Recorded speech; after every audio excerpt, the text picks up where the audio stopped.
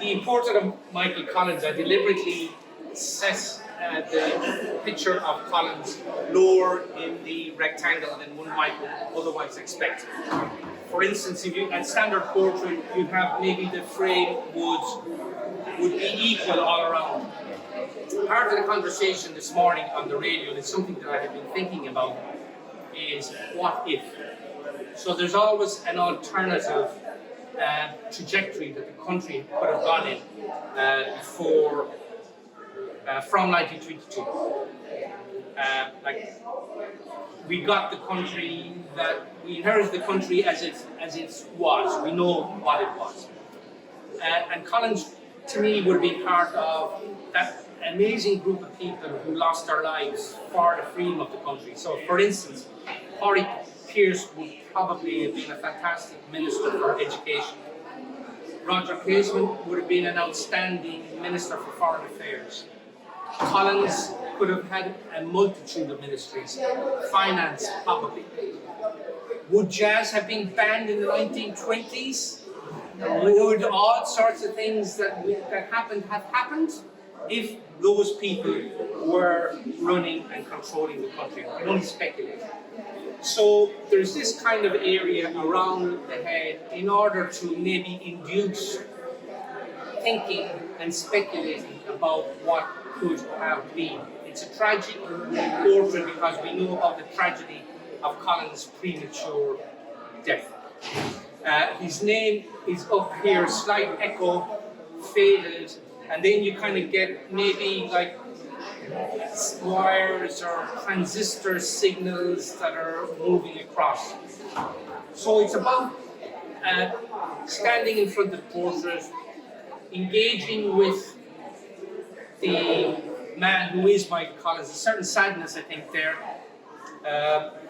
and speculating about all these what could have been. That's essentially. Where did you get that image of Michael from? That's a still from a Pate News film.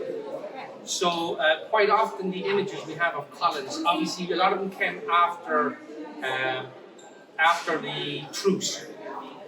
Up until then, every image of Collins, his head was down or he was Russian somewhere. Yeah.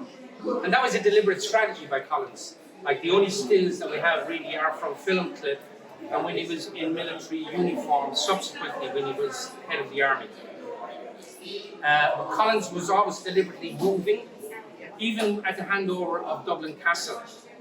There was no kind of official photograph, like the way we were here today and we had our pictures taken. Collins wouldn't have tolerated that. It was lashed in, lashed out. So there was a lot to do. So many of the images we have are film stills from old Pate News reads. How did you paint it? Pardon? How did you paint it? What technique did you use to paint it? This is oil on canvas, and I deliberately chose to paint Collins not as the heroic military man, but as the very able administrator, the thinker, the strategist, the organizer, the planner, a man who reached Dublin Castle. He knew that all previous rebellions and risings in Ireland failed because Dublin wasn't got, wasn't captured. The castle ruled supreme. Agents, spies were able to undermine any rebellion. His genius was upturning all that and having the castle become very leaky and capturing Dublin. So his time in military uniform, according to some historians, was only for 6 weeks. And even then, during that 6-week period, the uniform wasn't on all the time. Like it would have been for Arthur Griffith's funeral and for other events that he had to attend. But I deliberately chose to portray him as the very able, capable organizer, strategist, and leader.